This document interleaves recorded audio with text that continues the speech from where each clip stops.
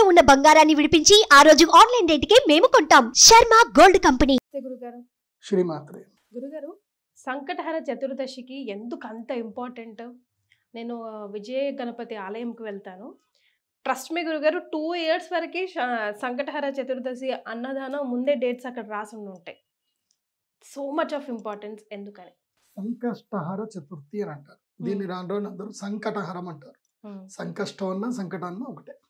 సంకష్టహర చతుర్థి అంటే మన జీవితంలో వచ్చేటువంటి కష్టాలన్నింటినీ కూడా హరించేటువంటి శ్రీ మహాగణాధిపతి యొక్క మహాశక్తి ఉపాసన అని అంటారు. ఇది ఎప్పుడు అంటే కృష్ణపక్షంలో వచ్చేటువంటి చతుర్థి తిథి సంకష్టహర చతుర్థి. అంటే చంద్రోదయం చూడాలి. అంటే మనకి పౌర్ణమి రోజు 6 గంటలకు చంద్రోదయం అవుతుంది. మళ్ళీ పౌర్ణమి తర్వాత పాడ్యమి, ద్వితీయ, తృతీయ, చతుర్థి. ఆ రోజు చంద్రోదయం ఎన్ని గంటలకు అవుతుందంటే 8:30, 8:59, 8 నుంచి 9 మధ్యలోనే చంద్రోదయం అవుతుంది. సంకష్టహర చతుర్థి అంటే ఏంటంటే ఇది ఉపవాస దీక్షలు పాటిస్తారు.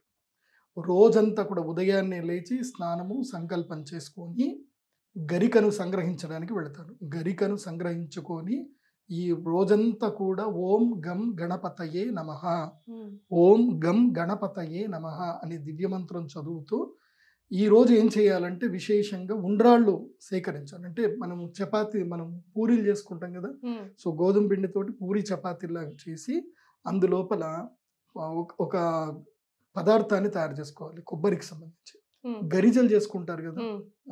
సో ఏంటంటే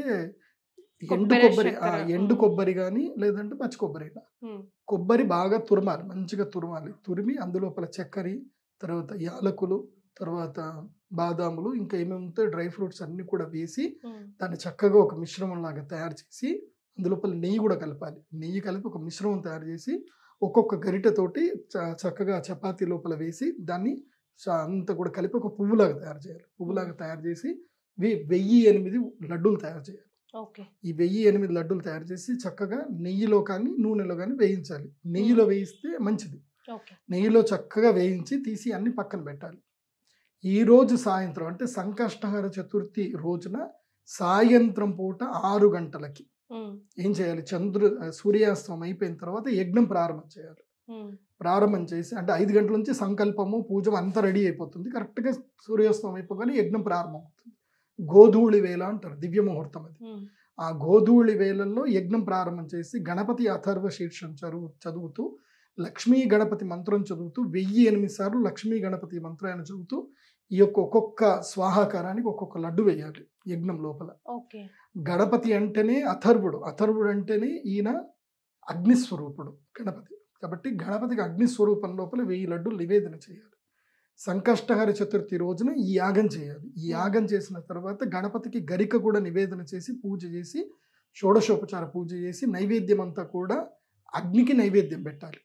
అంటే గణపతికి ఎప్పుడు డైరెక్ట్గా నైవేద్యం పెట్టడానికి అధికారం లేదు, అగ్నికి నైవేద్యం పెట్టాలి. అగ్నికి నైవేద్యం పెట్టిన తర్వాత చంద్ర దర్శనం చేసుకోవాలి. చంద్ర దర్శనం చేసుకున్న తర్వాత భోజనం చేయాలి. ఇది సంకష్టహర చతుర్థి. వీళ్ళిద్దరు ఎనిమీస్ కదా గురుగారు? ఎవరు? గణపతి, చంద్రుడు. అదే కదా సంకష్టహర చతుర్థి రోజు ఎందుకు చేసుకోవాలంటే కేవలం వినాయక చవితి తప్ప మిగతా అన్ని చవితుల్లోనూ నన్ను చూసినటువంటి వారికి అంటే చంద్రుడు గణపతిని వేడుకుంటాడు, ఏమయ్యా నాకు శాపం పెట్టేస్తుంది కదా ఏంటి అంటే అప్పుడు వినాయకుడు అనుగ్రహిస్తాడు. ఒక్క వినాయక చవితి రోజు తప్పున ఎవరైతే వినాయక చవితి రోజున నిన్ను చూస్తారో వాళ్ళు సంకష్టహర చతుర్థి వ్రతం చేస్తూ నీ ఆగమం గురించి ఎవరైతే వేచి చూసి ఎవరైతే కనుక కృష్ణపక్ష చతుర్థి రోజున నన్ను దర్శించి ఎవరైతే భోజనం చేస్తారో వాళ్ళకి సంకష్టములని నేను హరిస్తాను అని వరం ఇస్తాడు. అందుకే సంకష్టహర చతుర్థి రోజున భోజనాలు ఎవరు పొద్దునప్పుడు చేయరు. అన్నదానం అంతా కూడా రాత్రి జరుగుతాయి. అక్కడ రాత్రి అన్నదానాలు జరుగుతాయి. సంకష్టహర చతుర్థి ఈ వ్రతం చేస్తారు, సహస్రమోదక పూజ చేస్తారు. అలా చేసుకోలేనటువంటి వాళ్ళు 11 లడ్డూలైన నైవేద్యం పెట్టి గణపతికి షోడశోపచార పూజ చేస్తారు. గణపతికి ఓం గణేశాయ నమః విఘ్నహర్త్రే నమః అని గణపతికి అష్టోత్తర శతనామాలను చదువుతూ ఓం గణేశ శ్రీ గణేశ అనుకుంటూ అక్షంతలు వేసి పూజ చేసిన తర్వాత గరిక నివేదన చేసిన తర్వాత ఉండ్రాళ్ళు అవి నైవేద్యం పెడతారు. పెట్టిన తర్వాత చంద్రదర్శనం చేసుకుంటారు. చంద్రదర్శనం తర్వాత ఈ యొక్క ఆహారం అని తీసుకోవడం జరుగుతుంది. ఇది సంకష్టహర చతుర్థి వ్రతం. అయితే చాలా మంది ఈ వ్రతం చేస్తారు కానీ గణపతిని ఎవరు దగ్గర పెట్టుకోరు. గణపతి ప్రవాళ ప్రియుడు, అంటే ప్రవాళం పగడములో గణపతి ఉంటాడు. పగడములో గణపతి సన్నిధానం ఉంటుంది, శక్తి ఉంటుంది. పగడముతో చేసినటువంటి శ్వేత ప్రవాళము లేదా ప్రవాళం, అంటే ప్రవాళం అంటే ఏంటి అంటే ఎరుపు వర్ణం. ఎరుపు వర్ణం, ఆ ఆరెంజ్ కలర్ ఎరుపు వర్ణంలో ఉండేటువంటి గణపతిని మెడలో ధరించాలి. అందరికీ పడుతుంది. తెలుపు వర్ణంలో అయినా వేసుకోవాలి, ఎరుపు వర్ణం అయినా వేసుకోవాలి. తెలుపు వర్ణంలో వేసుకున్న గణపతి వల్ల విఘ్నాలన్నీ కూడా తొలగిపోతాయి, విద్యా జ్ఞానం కలుగుతుంది.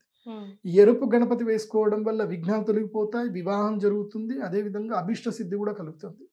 కాబట్టి ఏదైనా సరే ప్రవాళ గణపతులు శ్వేత ప్రవాళము తర్వాత ఆరుద్ర ప్రవాళం అని 2 ఉంటాయి. ఈ రెండిట్లో ఏ గణపతి వేసుకున్నా సరే. ఇంకోటి ఉంటుంది హరిద్రా గణపతి ఉంటుంది, పసుపు గణపతి ఉంటుంది. పసుపు గణపతి అంటే పసుపు కొమ్ముతో చేసుకునే గణపతి ఉంటుంది, చేయించుకోవాలి పసుపు కొమ్ముతో. హరిద్రా గణపతి ఉంటుంది.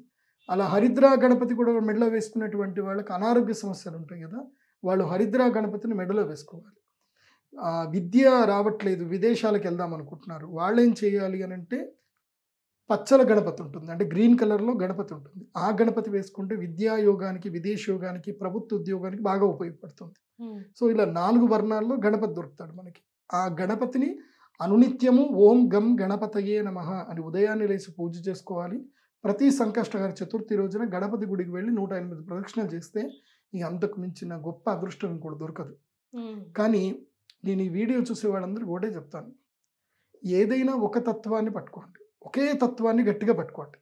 ఇవాళ నేను గణపతి గుడికి వెళ్ళండి, చాలామంది నాకు ఇది కన్ఫ్యూజన్లో అడుగుతూ ఉంటారు, నేను ప్రతిరోజు గుడికి వెళ్తానండి అని అంటారు. ఒరే ప్రతిరోజు గుడికి ఎందుకురా, నువ్వు ఏ దైవాన్ని నమ్ముకున్నావు, ఇప్పుడు గణపతిని నమ్ముకున్నావు, మంగళవారం కానీ బుధవారం కానీ గుడికి వెళ్ళు, ప్రదక్షిణ చేయి, అంతే. ఇంకా గణపతిని పట్టుకున్నావు అంటే గణపతినే పట్టుకో, లేదా వెంకటేశ్వరం పట్టుకున్నావు అనుకో, శనివారం రోజు వెళ్ళి వెంకటేశ్వరం గుడి చుట్టూ తిరుగు.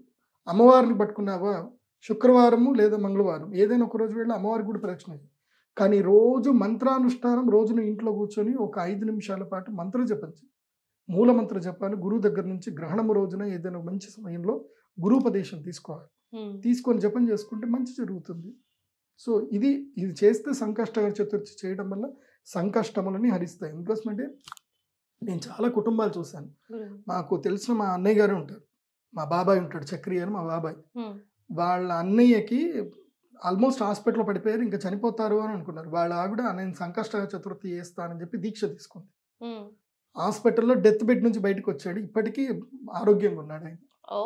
వాళ్ళ వంశంలో ఇప్పటికీ వాడు సంకష్ట చతుర్థి ఇప్పటికీ వదిలిపెట్టలేదు, ఇంకా చేస్తూనే ఉన్నారు వాళ్ళు. ఎందుకోసమంటే ఆ సంకల్పం వల్ల వాళ్ళకి ఆయన చనిపోయేటని బతికినాడు. ఇంకా డాక్టర్లు అన్నారు ఇంకా వెంటిలేటర్ పెట్టేస్తే ఇంకా అయిపోయిందని అంటారు. ఆమె దండం పెట్టుకుంది అంతే. మా నాన్నగారు వెళ్ళినప్పుడు చెప్పారు సంకష్ట చతుర్థి చెయ్యి, ఏం కాదు నీ మూడు బతుకుతాడు, బతికాడు. అది అదృష్టవంతులు. Right, thank you so much గురువు గారు. నమస్తే. శ్రీమాత. సుమన్ టీవీలో మీ పర్సనల్ అండ్ బిజినెస్ ప్రమోషన్స్ కోసం కింది నెంబర్కి కాంటాక్ట్ చేయండి.